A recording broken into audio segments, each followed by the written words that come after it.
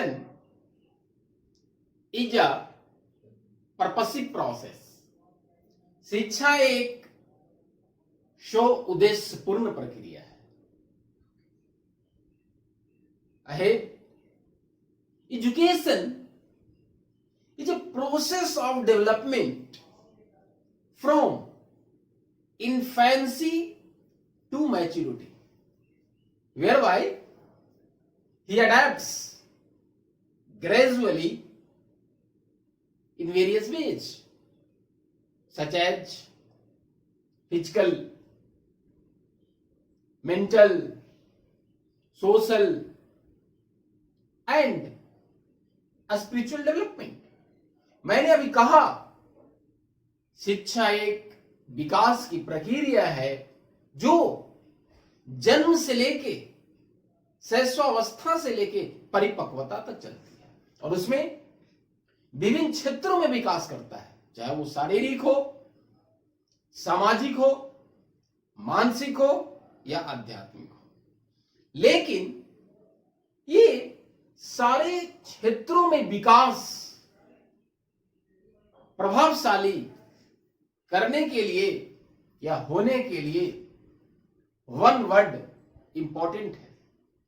कहने का तात्पर्य कि हम बात करें मेंटल डेवलपमेंट की बात, मानसिक विकास की बात, तो एक शिक्षक अपने क्लासरूम में शिक्षण अधिगम प्रक्रिया करते समय उस शब्द का प्रयोग करता है और अगर नहीं करता है तो उसे प्रयोग करना चाहिए.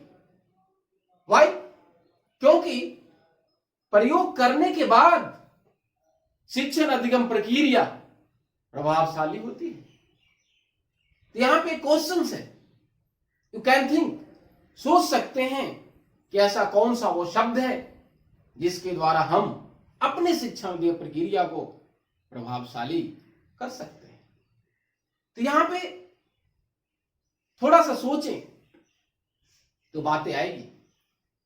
BF Skinner said, BF Skinner ने कहा, क्या कहा? The way of positive reinforcement. BF Skinner, BF Skinner क्या कहा? The way of positive reinforcement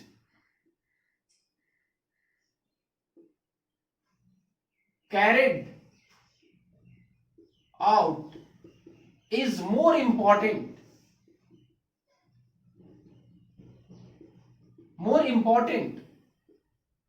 than amounts.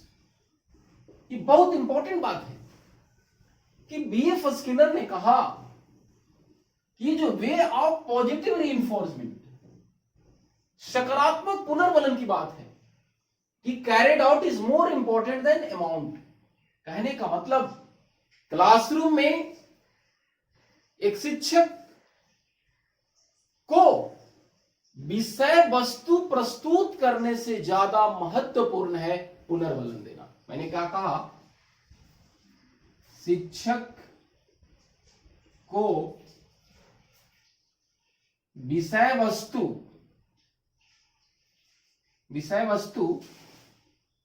प्रस्तुत करने से ज्यादा महत्वपूर्ण क्या है? सकारात्मक पुनर्बलन देना. अब बातें साफ हो चुकी है कि हम लोग किस स्किल का डिस्कशन करने वाले हैं. तो हमारा आज का शिक्षण कौशल में जो कौशल की बात करेंगे हम, तो now we will discuss about reinforcement skill.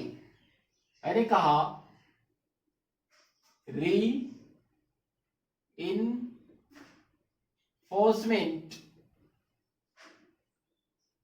Skill. आज हम लोग पुनर्बलन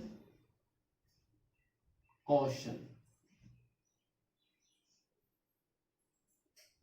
तो आज ये पुनर्बलन कौशल पढ़ेंगे। तो ये पुनर्बलन जो शब्द है, the word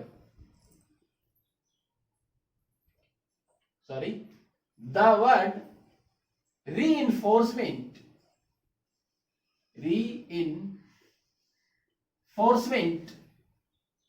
is introduced by first time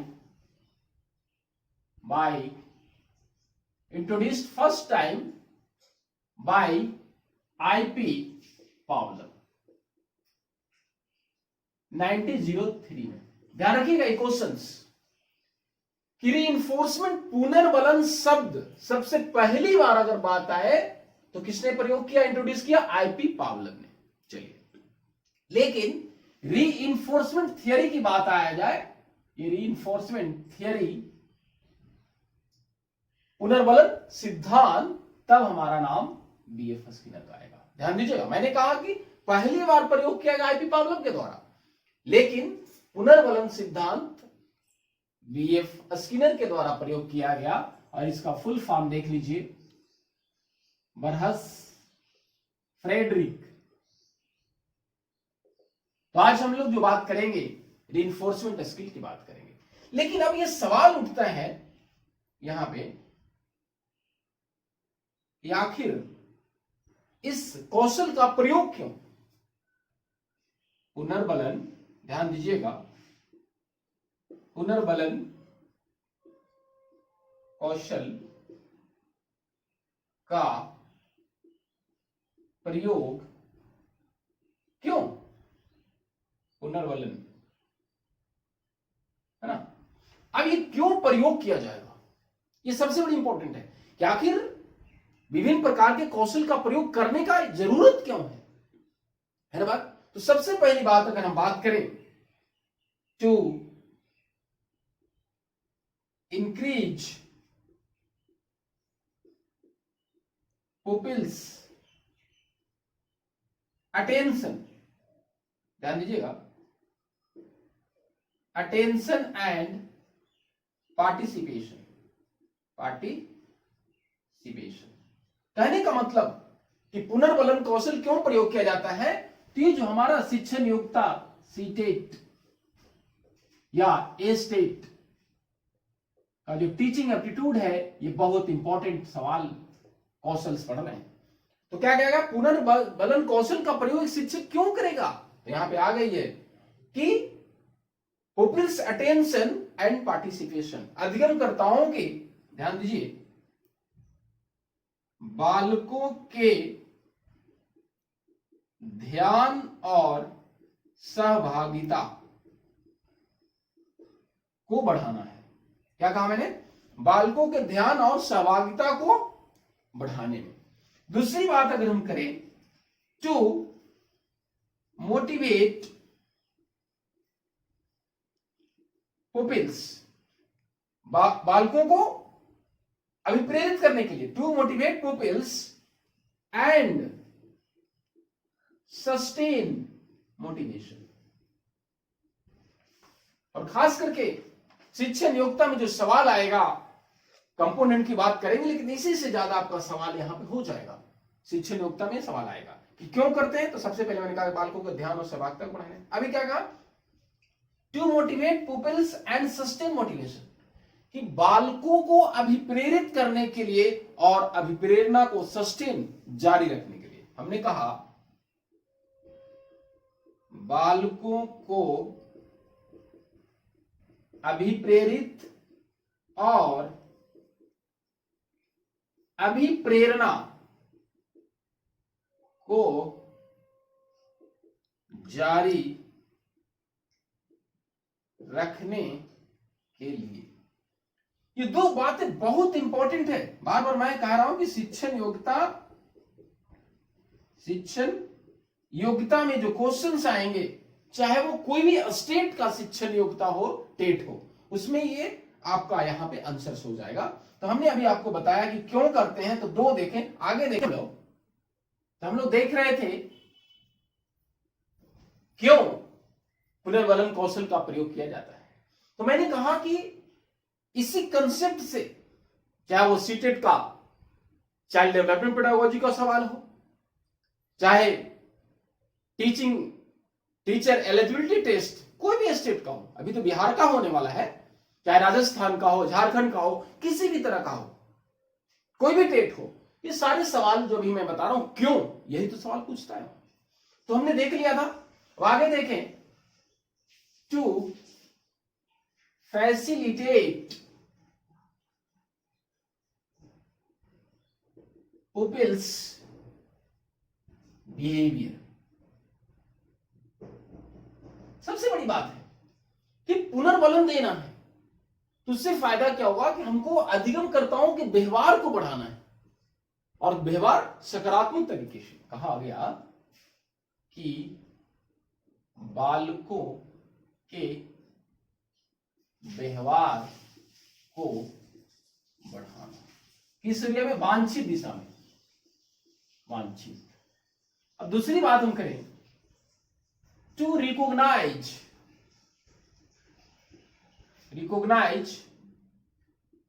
क्या भाई, पुपिल्स अचीवमेंट्स एंड एफर्ट्स। ये बहुत इंपॉर्टेंट है, ध्यान दीजिएगा कि आखिर पुनर्बलन कौशल क्यों, पुनर्बलन कौशल के द्वारा हम ये जान पाते हैं अधिगमकर्ताओं की उपलब्धियों को और उसके प्रयासों को। जैसे हमने पूछा, रिस्पॉन्स दिया, फिर हमने उनको रीइंफोर्स किया, तो उसकी उपलब्धि बढ़ती है। तो यहां पे बात आ रही है, ध्यान दीजिए, बालकों के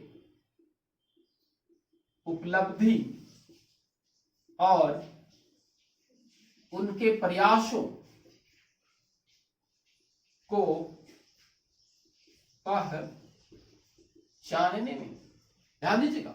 तो अभी हमने देखा कि पुनर्बलन कौशल का प्रयोग क्यों करते हैं। अब हम दूसरी बात करें उसकी ऑब्जेक्टिव्स, उद्देश्य, क्या कह सकते हैं, एम्स। क्या आखिर पुनर्बलन कौशल का उद्देश्य क्या होता है। तो लगभग कुछ बातें आएगी, ध्यान से देखिए। The main M of reinforcement skill is to increase pupils participation। ध्यान दीजिएगा, यहां भी बात आ रही है कि अधिगम का मेन उद्देश्य इसका है कि अधिगमकर्ताओं की सहभागिता को बढ़ाना है। तो मैंने क्या कहा, is to increase pupil participation, ज्यादा से ज्यादा, to the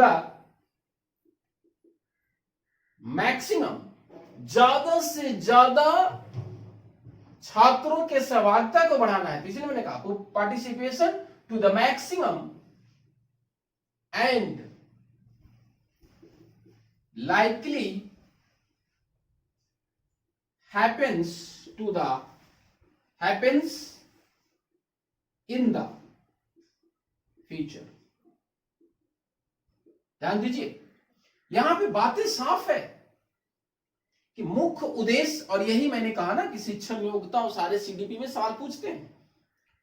main M of reinforcement, छात्रों की सहभागिता को बढ़ाना, उसके बाद ज्यादा से ज्यादा, maximum, and likely happens in the future, कि वो पुनर्बलन देने के बाद जो इसके रिस्पॉन्स आए वो भविष्य में भी जारी रखे। क्या रखे, भविष्य में भी जारी रखे। ऐसा नहीं कि आज मैंने पुनर्बलन दिया, आज सीखा पढ़ा, बाकी फिर भूल जाए। तो हमने देखा कि क्यों प्रयोग किया जाता है और इसका उद्देश्य क्या है। हम लोग बात करें इसकी डिफिनेशंस भी थोड़ा सा देख ले हम लोग। डिफिनेशन, परिभाषा। तो हमने अभी तक देखा कि क्यों प्रयोग करते हैं, उसका उद्देश्य क्या है, और इसकी अभी हम लोग बात करेंगे कि क्या इसकी परिभाषा क्या है। तो देखिए हम लोग reinforcement skill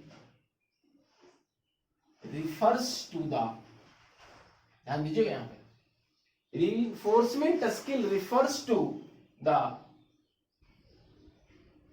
to a stimulus, करिए ज्यादा सही रहेगा, टू अ स्टिमुलस। ध्यान दीजिएगा यहां पे मैंने कहा कि पुनर्बलन कौशल रिफर्स कर रहा है एक स्टिमुलस, उद्दीपन।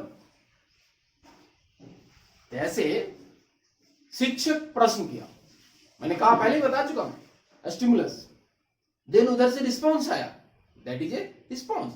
और यही रिइंफोर्समेंट का खासियत यही है कि there is a strengthening bond between, there is a strengthening bond between S and R, a stimulus or response, दोनों के बीच बंधन को मजबूत करना reinforcement कहलाता है। तो चलिए, reinforcement skill refers to a stimulus which strength and encourage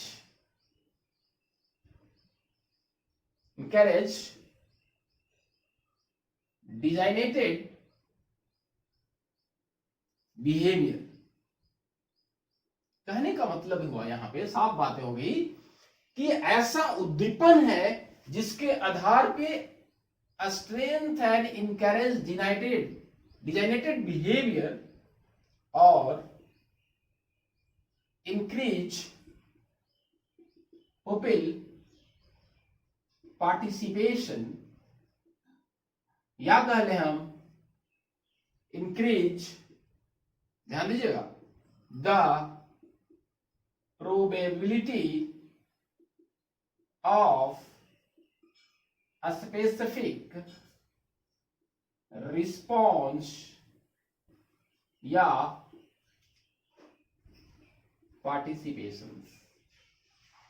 ध्यान दीजिएगा यहां पे, ये बहुत बड़ी इंपॉर्टेंट है।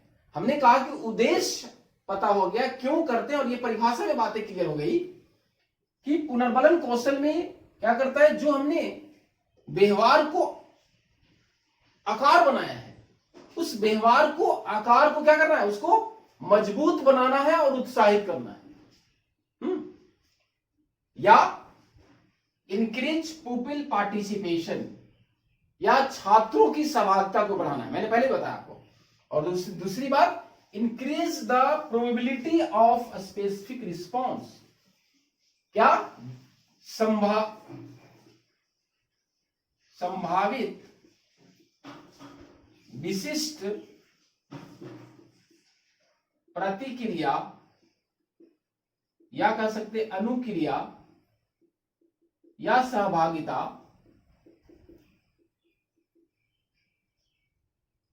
को बढ़ाना। यही बात बार बार आ रही है। यहां पे भी मैंने कहा कि आकारित व्यवहार को मजबूत करना। दूसरी बात क्या है, आकारित व्यवहार को मजबूती और उत्साहित करना।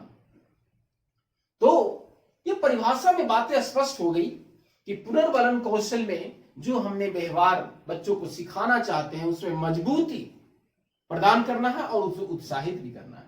और जो सबसे बड़ी बात है कि भविष्य में, जो मैंने कहा था अभी पहले भी, कि भविष्य में ऐसा रिस्पॉन्स, प्रतिक्रिया वो जारी रखे। हम लोग जो देखेंगे, जो सबसे इंपॉर्टेंट है, और हमेशा मैंने कहा है कि हरेक शिक्षण स्किल में, प्रत्येक शिक्षण कौशल में जो सबसे इंपॉर्टेंट बात होती है वो क्या होती है, घटक, कंपोनेंट्स। तो हम उसी की बात करेंगे, कंपोनेंट्स, घटक। इस रीइंफोर्समेंट स्किल में कौन कौन सारे घटक हैं जिसको हमको ध्यान देने की जरूरत है। तो चलिए देखते हैं। पहला हम लोग बात करें पॉजिटिव रीइंफोर्समेंट की। पॉजिटिव रीइंफोर्समेंट, सकारात्मक पुनर्बलन। दूसरा है निगेटिव रीइंफोर्समेंट। ये हो गया नकारात्मक पुनर्बलन। अब यहां पे बातें साफ है कि हमने आपको पुनर्बलन कौशल में दो बातें मैंने कहा, एक तो सकारात्मक और दूसरा मैंने कहा नकारात्मक। तो अब एक शिक्षक शिक्षण अधिगम प्रक्रिया करते समय दोनों तरह का सकारात्मक और नकारात्मक, लेकिन मैंने कहा कि B.F. Skinner said the way of positive reinforcement carried out is more important than amount। कहने का मतलब सबसे ज्यादा इंपॉर्टेंट किसी को, और एक शिक्षक अपनी शिक्षण अधिगम प्रक्रिया करते समय सकारात्मक पुनर्बलन को क्या करना है, इंक्रीज करना है, और इसको क्या करना है, डिक्रीज करना है। मैंने क्या कहा अभी, इसे इंक्रीज करना है, बढ़ाना है, और इसको क्या करना है, डिक्रीज करना है, डिक्रीज सॉरी घटाना। अब थोड़ी सी देखिए, ताकि पॉजिटिव रिइंफोर्समेंट में सकारात्मक कौन सी बातें आएगी। रिस्पॉन्स, आपने क्वेश्चन पूछा कि what are the example of teaching a skill. उसने बताया प्रस्तावना कौशल, विशिष्ट दिस लिखने का लेखन कौशल, प्रश्न कौशल। तो अब शिक्षक के द्वारा जवाब होगा very good, excellent, fine, carry on. इस सारे शब्दों को जो मैंने अभी प्रयोग किया, दैट इज ए पॉजिटिव। अब यहां पे मैंने कहा ना गुड, वेरी गुड, फाइन या कैरी ऑन, मैंने कहा कि सारी क्या है, अच्छा, बहुत अच्छा। कब प्रयोग करना है, जब बालकों के द्वारा रिस्पॉन्सेस आए जो सही हो, तो उसके आधार पर जैसा आप देखें, अच्छा, बहुत अच्छा, एक्सलेंट, इस सारे शब्दों का प्रयोग करना है। बहुत बढ़िया, बहुत बढ़िया या वेल डन। फिर मैंने क्या कहा, आई लाइक, ध्यान दीजिएगा, I like, what are you saying. These are the positive reinforcement. ये सारे जो वर्ड मैंने कहा, ये हम लोग सकारात्मक में प्रयोग करते हैं। लेकिन अब यहां देखें, नकारात्मक की तरफ क्या होगा, नॉट गुड, अच्छा नहीं, थिंक अगेन, क्या कह सकते हैं, समथिंग एल्स, समथिंग एल्स। क्या मैंने कहा फिर, नॉनसेंस, स्टूपिड, या आई डोंट लाइक। ध्यान दीजिएगा, यहां पे मैंने कहा I don't like, what are you saying. ये नकारात्मक पुनर्बलन है। क्या आपने कहा, मेरे को समझ में नहीं आया, कुछ छूट रहा है, वो बताने ये। तो ये नकारात्मक पुनर्बलन हुआ और ये सकारात्मक। लेकिन अब हम थोड़ी सी बात करें, यहां पे भी दो तरह का होता है। ध्यान दीजिएगा, एक वर्बल और एक नॉन वर्बल। ध्यान दीजिएगा, यहां पे बहुत इंपॉर्टेंट है। ये शब्द आपको पता होगा, शाब्दिक, और ये क्या है, अशाब्दिक। अब समझिए यहां पे शाब्दिक और अशाब्दिक पुनर्बल।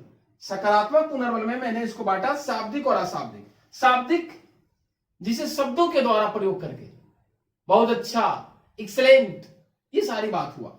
आज शाब्दिक में क्या होगा, इशारों के द्वारा स्माइल करके, फेस स्माइल, मुस्कुराना, मुस्कुराना, जैसे जवाब दिया है ना, मुस्कुरा गए तो उसको लगा कि नहीं, निश्चित वो समझ में आ जाएगा कि लगता है हमने जो जवाब दिया वो सही है। तो कहा गया कि सकारात्मक पुनर्वलन शाब्दिक और अशाब्दिक, शाब्दिक जिसमें जैसे हमने यहां पे कहा ना फाइन, गुड, जहां पे शब्दों का प्रयोग करके बहुत अच्छा, बहुत बढ़िया, ये सारे शाब्दिक हो गए। अशाब्दिक जिसमें हमने अपने हाव भाव के द्वारा, चेहरे के हाव भाव के द्वारा हमने एक्सप्रेस किया, that is a non verbal. यहां भी वो दो बातें आएगी, एक वर्बल और यहां भी बात आएगी नॉन वर्बल, है ना। यहां पे हिंदी लिखने की जरूरत नहीं। अब ये शब्दों में जो मैंने कहा ना, नॉट गुड, ये सारे शब्दों का अगर प्रयोग करते हैं तो वो हमारा शाब्दिक, नकारात्मक शाब्दिक पुनर्वलन हुआ। लेकिन वही इशारों के द्वारा चेहरे का हाव भाव, गुस्सा कर देना, इस तरह से मैंने क्या कहा, यहां पे हाव भाव की जो बात आई, हम कर दें गुस्सा, क्रोधित, इस तरह का अगर हम चेहरा बना ले, समझ में आ जाता है कि वो लगता है मेरा रिस्पॉन्स, हमने जो जवाब दिया वो गलत हुआ। तो वहां पे बालक तुरंत दूसरा रिस्पॉन्स करता है। लेकिन कहा गया कि इसका प्रयोग थोड़ा सा कम करें, लेकिन ज्यादा से ज्यादा पॉजिटिव रिइंफोर्समेंट का प्रयोग करें। तो आज हम लोगों ने बात किया, डिस्कशन किया कि पुनर्वलन कौशल क्यों प्रयोग करते हैं, उद्देश्य क्या होता है, इसकी परिभाषा क्या होती है, और सबसे बड़ी बात हमने देखा कि इसके घटक कौन कौन से हैं। तो पॉजिटिव रिइंफोर्समेंट में मैंने कहा वर्बल, नॉन वर्बल, निगेटिव में भी मैंने कहा वर्बल और नॉन वर्बल। धन्यवाद।